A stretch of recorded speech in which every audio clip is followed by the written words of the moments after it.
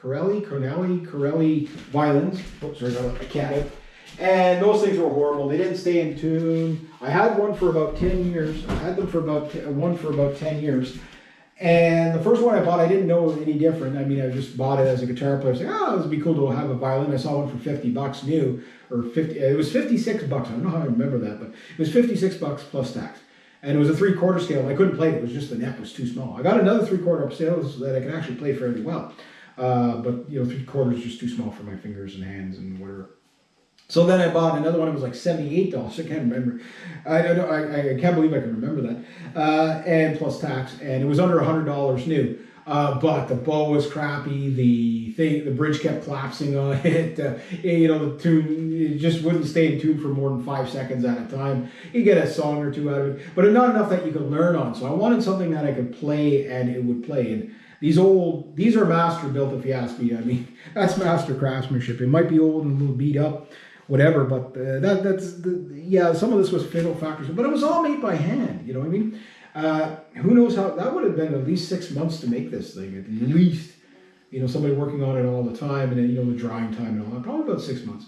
So a lot of work went into these things and stuff like that. So that's why they still play to this day, is all the work that went into them.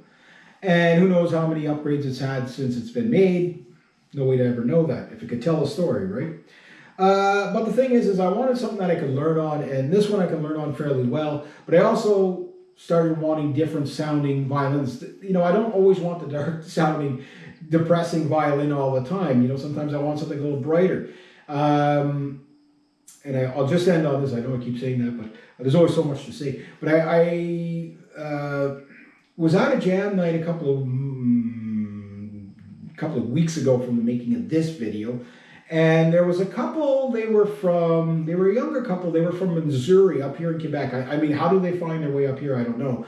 But they're from Missouri. He played the guitar, she played a fiddle, and her fiddle was from about 2004. I remember her telling me that.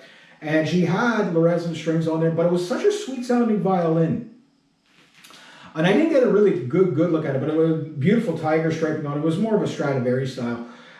Smaller body and so that, but the way she played it and everything, it was so evenly sounded, but it sounded with a guitar really good. But if there would have been another fiddle there, like if one of these things would have been there, hacking away beside her, you wouldn't hear that fiddle at all. It was a sweet tone. It was clear, but there would be no way for it to resonate through over these sound beasts here.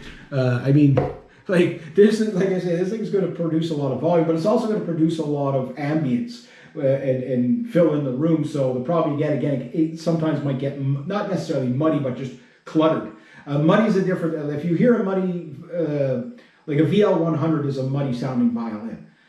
Maybe not every single one of them, but every one of them I've ever played, yeah, they were muddy sounding. So they projected fine, they did all that stuff. This isn't really muddy sounding, but maybe it's just because it's old enough that, it's cleared up. But it's full sounding, so it's a different type of problem. It's like when you're playing with too much reverb, if you play electric instruments. Like when you play with too much reverb, that's what that's like. So if you need something to cut through, it's nice to be able to pick the tool to the job. So I'll leave it at that. Hope you guys enjoyed. So again, it's not about which one you like the most. It's more about, because that's subjective anyway, but can you hear the differences in the tonal qualities? How that one's more out front, a little bit clearer, but less full sounding and less dynamic. Where that one is very, very dynamic, a little bit more mid-range, pretty clear, but not as clear as the Stradivarius. And then this one, it's pretty clear, but it's really dark and very dynamic sounding and everything like that. So hopefully you guys heard the differences. Again, and think for yourself, like what do you hear out of them? Like what I know everybody's going to say the line head is really dark, and obviously being tuned down a half step doesn't brighten it up any.